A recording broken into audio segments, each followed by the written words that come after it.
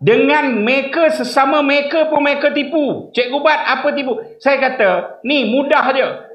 Tengok balik surat khabar, 3 hari sebelum tarikh pengundian, Ketua JPP, Ketua SPR mereka Menteri Wilayah, nama dia Dr. Zaleha. Dr. Zaleha umum apa? 32,000 perwakilan layak mengundi.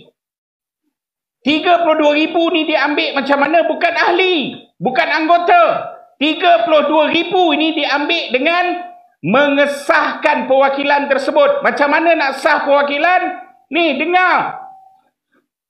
Ambil IC, ambil gambar IC, ambil muka. Selfie, baru sah. Kononnya, berapa ramai? 32,000. Kita pun dengar. Perwakilan dia 32,000. Ahli berapa ramai agaknya kan?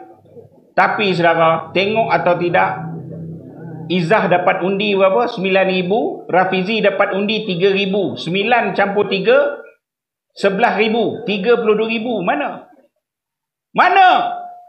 Maknanya yang pertama kemungkinan, angka tersebut tipu. Kedua, ada undi banyak menangkan Rafizi, tapi kerana nak menangkan Nurul Izzah, tipu. Ataupun 70 dekat 80% perwakilan yang dah sahkan, mereka sendiri benci dengan parti mereka untuk mereka keluar mengundi. Ini kedudukan mereka.